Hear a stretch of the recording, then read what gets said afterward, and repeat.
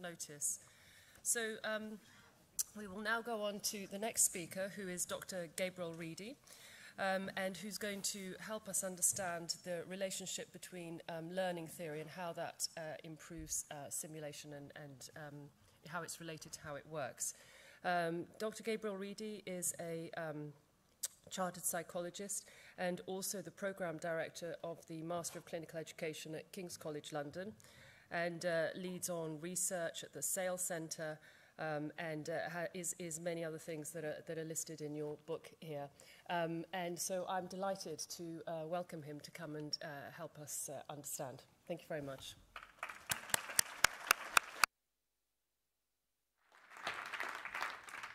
Thanks, Margarita, and thanks for the opportunity to come and talk to you all this morning. I'm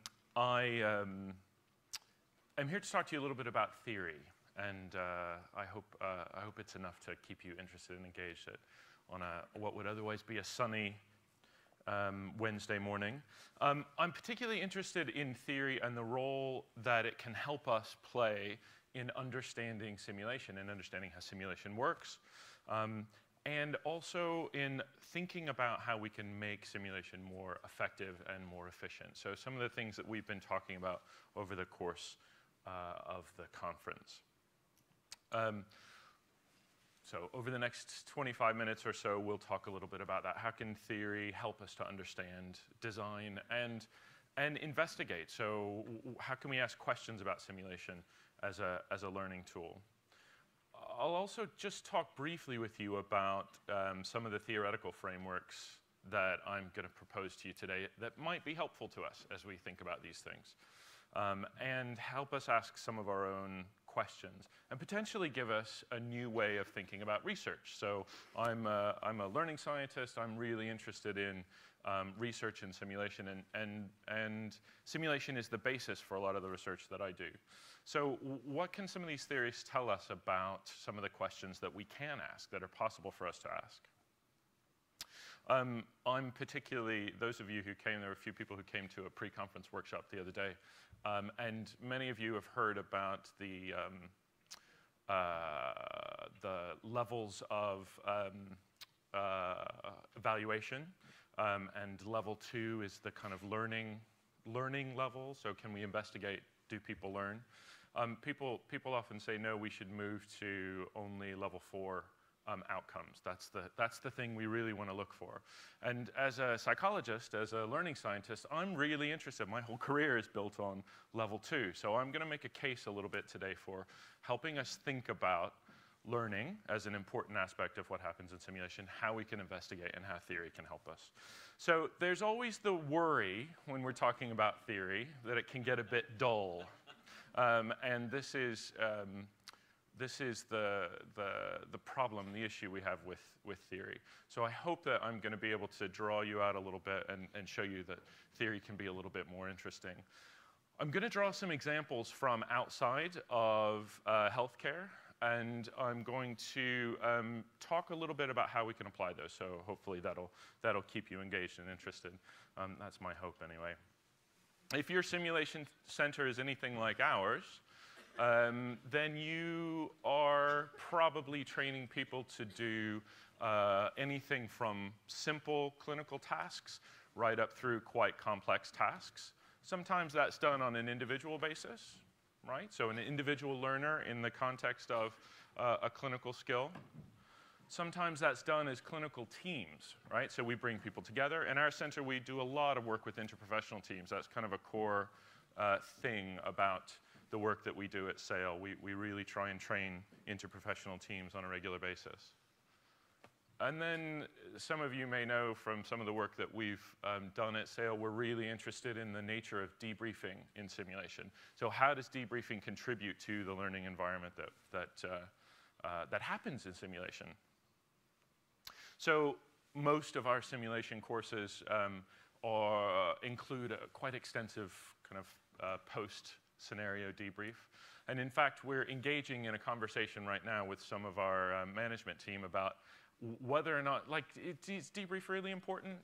Yeah, do we really need it, actually? And our kind of, our line in the sand is, yes, we do. We do need debrief. So some of you may be having similar conversations. Theory can help us to make sense of some of this stuff, right? So there's empirical evidence, there's what we know from our practice, and there's the role that theory can play in helping us make some of these decisions. So what is theory? What do we mean by theory? I'm going to give you a prompt now. If you have a device that you're not already on, if I haven't already bored you to tears such that you're checking your email, pull your device out now, get a browser ready, or get a text window ready, because I'm going to ask you for some input here in a moment. But what's a theory? What is a theory? A theory is an explanation of how the world works, right? So we all have theories about kind of our everyday work, our everyday lives, the way the natural world works, the way that things work in our clinical practice. Theories help us to make sense of the world around us.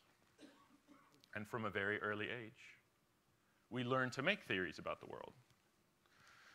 Interestingly, the derivation of the concept of theory, part of it comes from the role of spectator, so observing what happens in the world. So theories come from data. They're based on data, and they're ways of drawing data together to make sense of what are effectively quite complex concepts and conceptual sort of constructs. All right, your device is ready? I want to know, so I told you I'm a learning scientist. I'm really interested in learning theory. What is your pet theory about simulation? What's the theory that you think is the most helpful or useful in describing simulation?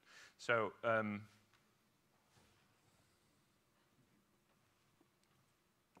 we go. It's not quite up there. What's your favorite learning theory? So you can see the URL, the keyword, the phone number has kind of gone off the screen there, but you can use your browser. So I want to know what your favorite theory is. What's your favorite theory that you use to think about simulation? Is it instructional design theory? Dreyfus and Dreyfus, maybe, the kind of idea of skill acquisition, novice to expert, some of that work. Is it the idea that we have from surgical training, see one, do one, teach one? How about reflective practice? Some of the work from Schoen and Chris Hargris and some of those folks. How about experiential learning? So Kolb, Honey and Mumford, some of those are associated with that. My personal favorite being Dewey. Constructivist learning. I'm just trying to see what can show up here on the... And you'll see a couple of others there, including communities of practice. When you log in, do you see communities of practice at the bottom? Yeah, so communities of practice. That's Lev and Wenger, if you've heard of them. And then if I didn't list your favorite theory, you've got a little get out clause there. So we see a lot of Kolb, a lot of Schoen, some constructivism, a little bit of Dreyfus and Dreyfus. Oh, coming into the lead. So these are some of the theories that we know about, that we use on a regular basis, that whether we are explicit about or not, underpin the practice that we engage in simulation. Sorry, that didn't quite show up very well. I'm going to propose to you, as you know, these are useful theories. They're useful ways of helping us think about and make sense of the work that we do. I'm going to give you a couple more that you can think about. I think they're useful. I think they're really helpful, so hopefully you will too. All right. You can continue voting. I think I set it up so you could continue voting if you want to stack the deck in your favor. So, how many of you have ever felt like this on a typical day at work? The more and more our clinical colleagues are finding themselves in situations where they're like this. We know from cognitive science, from a lot of the theory in cognitive science, it's backed up by some empirical work and on which continual work is being done, that the brain essentially works by absorbing details of the world from our senses processing that through our memory, and making sense of it and encoding it in different ways. That's essentially sort of a theory about how the mind works. Now, one of the things that's important to remember about cognition and the process of cognition is that it is possible for a learner, for anyone, to get to this point relatively easily. And the theory behind this idea is called cognitive load theory. How many of you have heard of cognitive load? Yeah, a few people. So cognitive load theory is really interesting because it has some real impacts for us as we think about simulation education. So cognitive load is essentially made up of, it's quite a complex kind of theory, but at its base, it's made up of this idea of intrinsic load, so that a task that you ask someone to do actually has built into it a level of difficulty. And the important thing we need to know about not overloading our learners is that the nature of the task that we ask them to perform in simulation, if it's too difficult for them, based on their previous experience, based on their knowledge base, based on what they've seen before, then the intrinsic load will be too high.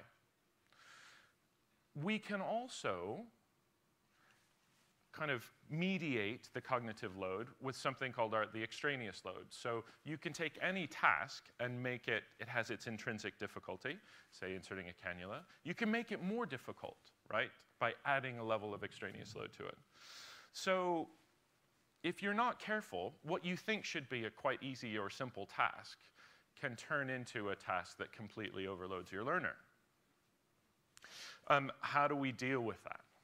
So cognitive load theory helps us think about those questions and suggests there are things you can do. So there are things like setting up a simulation so that your learner gets to decide what their goal is, right? So we sometimes set up our simulation so that the instruction we give them as they go in is something like, perform this task, take care of the patient within your scope of practice to the best of your ability, and call for help when you need it. Ask if you need help, right? So the learner is the one that goes in and decides what are they going to accomplish out of this task, rather than us deciding what they're going to accomplish. We set up an environment that's safe to make mistakes. We start with simple tasks and progress as the learner's experience level goes on. We also do things like, for instance, like Johan was talking about earlier, one of the best ways to lower the extraneous load on a simulation learner is by prepping them in advance. We have this idea that we want to surprise them, because that's what clinical practice is like. You never know what you're going to get when you walk in, which is true, and not necessarily the most effective learning environment. So a lot of experience, a lot of research on cognition backs this up. So we let people know in advance, what are you going to be doing? What we're going to be doing today is, by the way, go and read up on this. By the way, here are the protocols that you need to be thinking about. Keep these things in mind when you're preparing. And then remembering that too much detail can really overwhelm your novice learners, right? So cognitive load theory helps us think about that and design a learning experience that's much more tailored and focused to our learners. So I think that's important. I told you I'd give you some examples from outside of healthcare. This is my barber in deepest, darkest East London. What, you may ask, business does a bald man have with a Turkish barber? I'll leave that with you. However, what's really interesting to me as I sit in my barber's chair, lonely, for no reason. I just want company. That's why I go.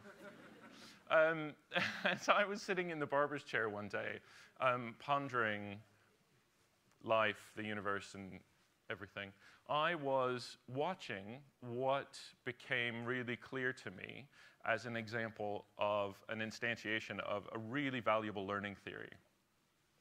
So what you see in this picture is a barber who's about to shave a man, and there's two, you could probably safely say, younger guys who are watching him do it. What you don't see in this photo is what happened in the moment, what was happening in the moments before and what was happening in the moments after. So just before I went to snap this photo, first of all, they all posed as soon as I went to take the camera out. But what was happening in the moments before this photo is that the two chaps on either side were doing other things in the barbershop. They were doing things that if you didn't know the nature of the activity that went on in the shop, you would think were basically not important. So one of them, the guy in the jacket on that side of the screen, was folding towels and getting towels out of the laundry and doing a few things. The other chap was sweeping up hair on the floor. And the barber went to do this shave, this razor shave, which is, you know, a relatively complex operation in the barbering world. And he, as soon as he went to do it, they stopped what they were doing, these two guys, and came over and watched. And they almost didn't need telling to do it, actually. They didn't need to be prompted. They came right over. And he was demonstrating. And as he was doing it, he was explaining to them what he was doing and why he was doing it in Turkish, so I couldn't quite understand it. But I realized as I was watching it that, and you heard yesterday Deborah speak about communities of practice, which is really helpful, really interesting sort of theoretical framework as we think about healthcare practice. One of the aspects of Lev and Wenger's theory in their theoretical model is something called legitimate peripheral participation. So legitimate peripheral participation is really fascinating to me as a theory to help us understand clinical practice, especially because I work quite a lot with undergraduate nursing students, undergraduate medical students, early career clinicians, so just post-registration, foundation year doctors. And they tell me about the ways in which their integration into the clinical world is really problematic and really not very helpful. And I was sitting here watching these barbers going, wow, they've got this. These guys look like they're doing something that doesn't matter, but actually, if they weren't there, you wouldn't have your hot towel. You wouldn't have a clean floor. You know, you wouldn't have the tools ready that you need to have ready. So they look like they're not doing anything consequential, but actually they really are. And that's one of the key aspects of legitimate peripheral participation is that we are creating opportunities for newcomers to practice to be drawn into the activity that we're engaging in. So they are doing things that are important. They're not meaningless tasks. And they are engaged. So they are doing stuff. They're not just standing around. They're doing things. So how does that help me think about simulation? It makes me ask questions, right? What roles do our learners take, and why? Why are we drawing them into too much clinical practice too early? Are we helping them to engage in meaningful tasks at an appropriate time? What opportunities do we create for safe and legitimate peripheral participation from our learners? And then it makes me think about our faculty as well, because the scope and scale of our center is probably similar to some of yours in that we're constantly trying to get new faculty in, right? We're drawing new faculty in. And yet what we find is it's really difficult to find opportunities to draw them in as newcomers into our work as simulation faculty. So how can legitimate peripheral participation help us think about something as simple as our faculty development program? Really, really interesting. And how do we push some learners to the margins? So I've sat in, observed a number of simulation scenarios where my thought has just been, wow, we've got learners here who are keen to learn, and yet what happens is individuals control the scenario and the way it runs, and we don't get an opportunity to draw them in. So they spend a whole day in a simulation course not engaged.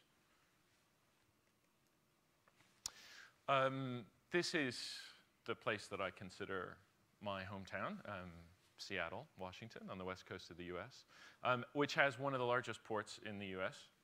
And I am particularly interested in this photo, not just so I can put a plug in for my hometown. If anybody wants to go to Seattle, it's a lovely place to visit.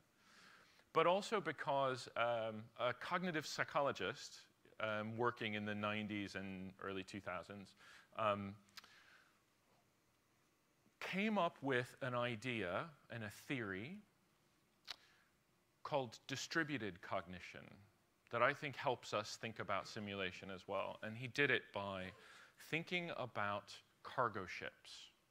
He did a lot of observation on the bridge of these massive cargo ships and looked at how they were guided into the harbor and how they came into the harbor and docked and then were loaded and unloaded. So he really studied that process. He also, my colleague and research fellow, hates aviation analogies with respect to simulation. He says, well, we overdo it.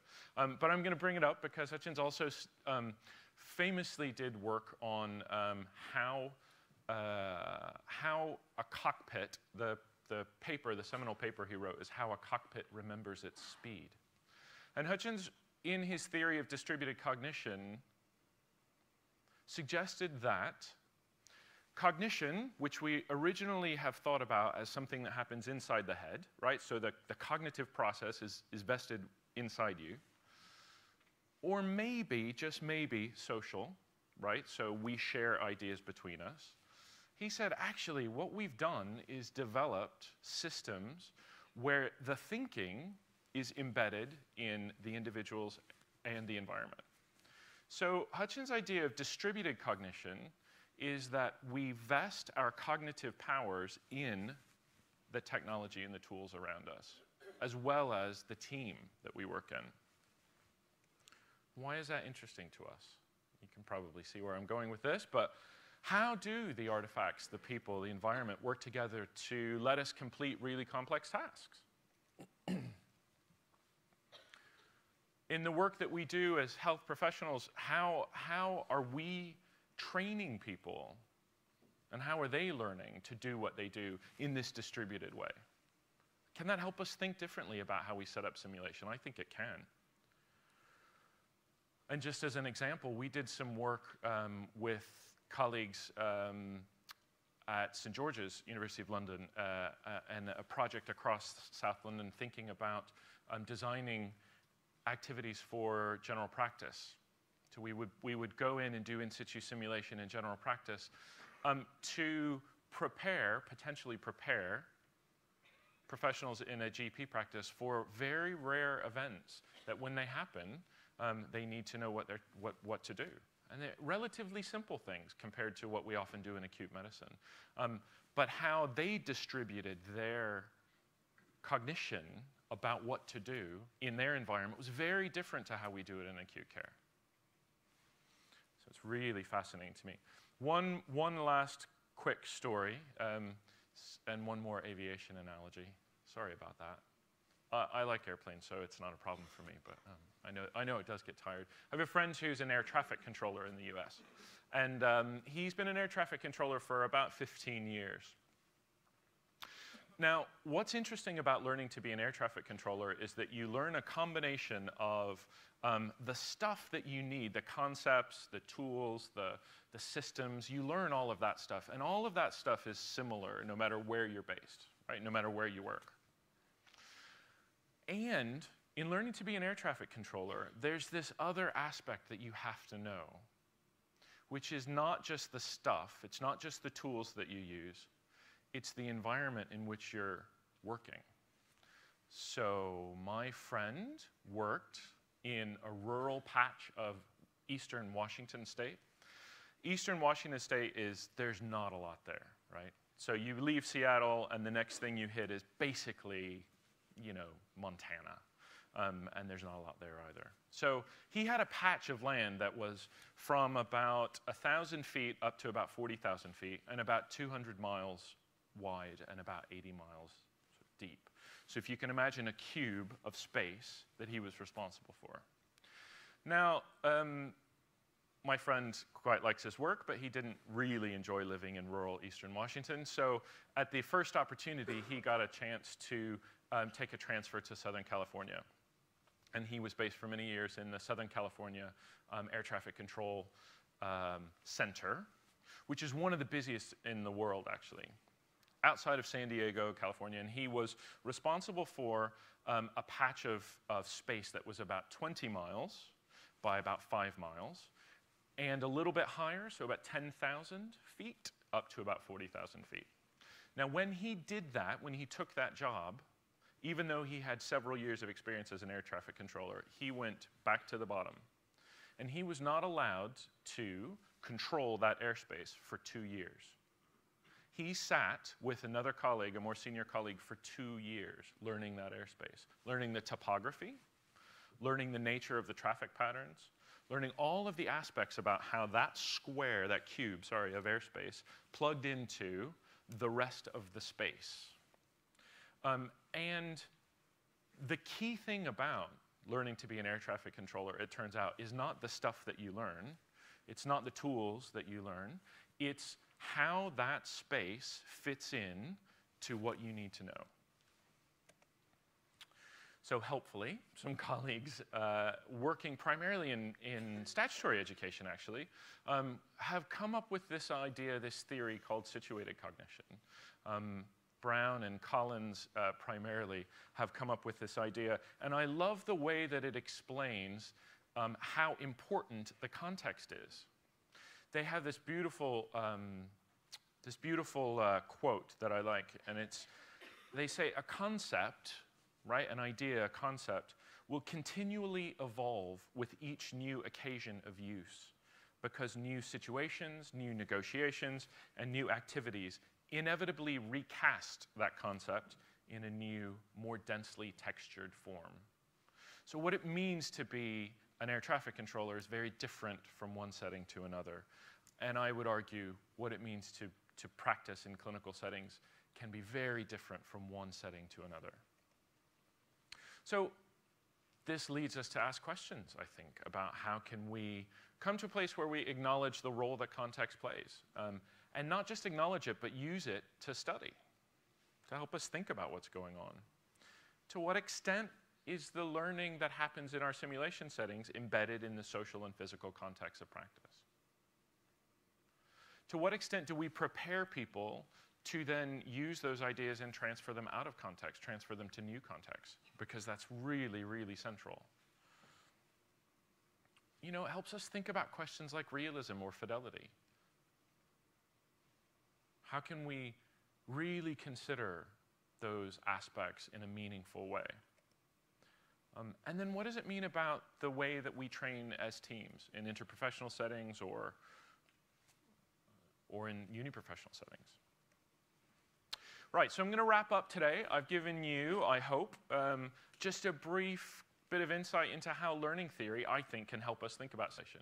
And I would say that because my argument to you is that learning theories, whether they're ones you know about or whether ones that maybe are a bit new to you, can help us think about what's happening in simulation, right? So it can help us explain what we see, the patterns we see going on with learners in our sim centers, how we can improve it, make it more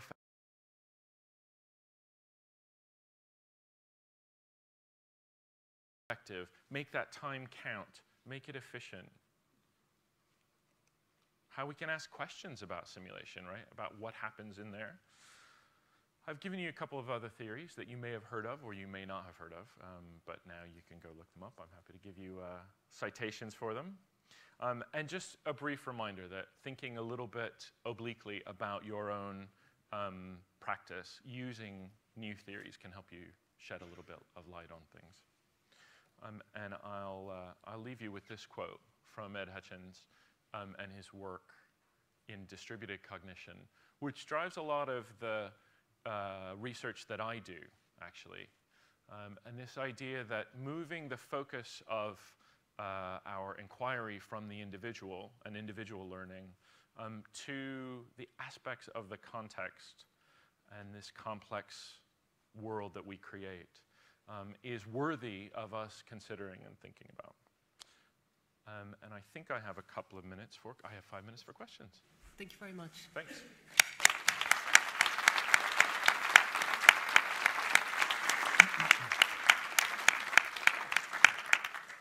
Thank you very much for a very engaging talk. Any questions?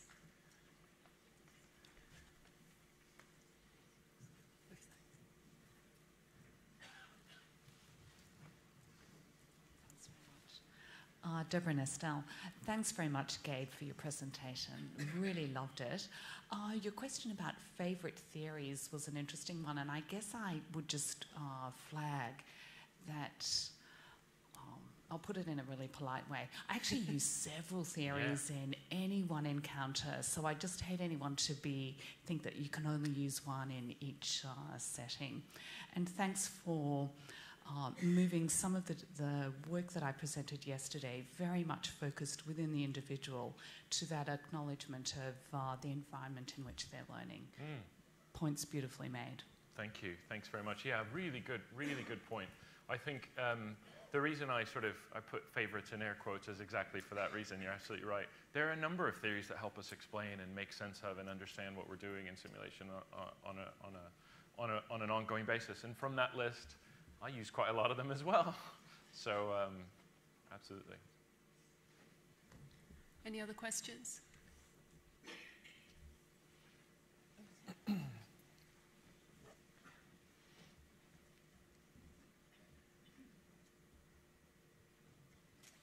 Hi there, thank you for your talk. I'm here today with two of our students from Birmingham City University who are now cringing next to me thinking, why is Jane talking about me? But it's a question that relates directly to the students. We use a lot of simulation within the nurse education programme. We do a simulation within my module where we take students down to the sim lab in small groups and have a live video feed back to the main classroom. And they're very aware, they've got a lot of context about the simulation, they've studied the case study in detail before that. In one of the simulations there are unexpected events, and you were talking about cognitive load and how we shouldn't necessarily be sharing those unexpected events. We should be sharing those unexpected events maybe to promote learning. But if you've got a big group, that's a difficulty I have in thinking about that, in that if we do say that potentially these events are going to happen during the simulation and they're going down in small groups, rather than reduce anxiety, that can increase anxiety. Yeah, so what are your thoughts on that in relation to cognitive load? Yeah, so that's a really good question. There's a little bit of interesting work that's being done on this very issue, and some research that's starting to come out looking at stress markers, biomarkers of stress as people go into simulation. And actually, some of the early work is finding that people are more stressed out in simulation than they are in actual clinical practice, which I find fascinating. And I want to know more about why. There's some theories about why. What I would say is there's a couple things. So one is that our learners are now starting to come to a place. Our experience of our simulation learners is that they're starting to come to a place where they know how to read simulation. So they come in expecting something bad to happen and to have to fix it. And actually, occasionally, when it doesn't happen, they get quite annoyed. Like, where was my crisis? But your undergraduate nursing students may not be at that place, because especially if it's their first, simulation experience. I think some of them are. This falls in the third year. The question, so they've had simulation from year one. Yeah. So my way of doing that, or my approach to that, would be to prep them by saying, remember, what we're trying to do is simulate a real clinical environment where lots of things can happen, sometimes that you don't expect. And so what I want you to do is not worry about what's going to happen. Be prepared and go in with the expectation that you need to care for this patient in the best way that you can within the scope of your practice. You can call for help when you need it, or you can handle the situation as you feel like you should. And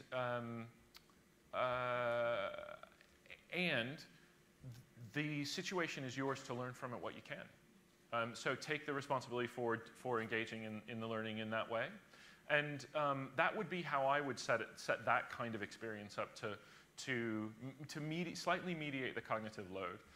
I can see there are a lot of situations where you don't necessarily want to prep people for what's going to happen.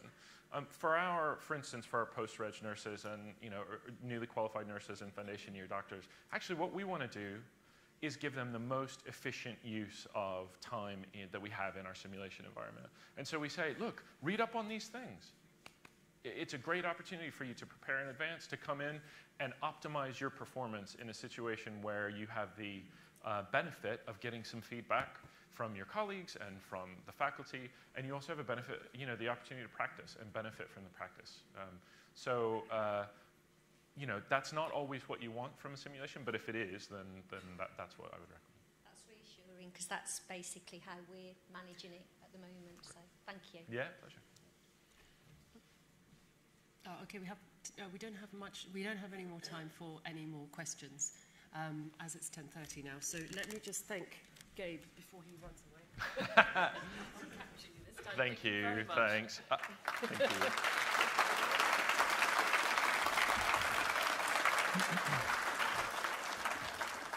So that concludes the keynote speakers for this morning, and there's coffee now until 11:15, and then workshops and presentations. Thank you very much.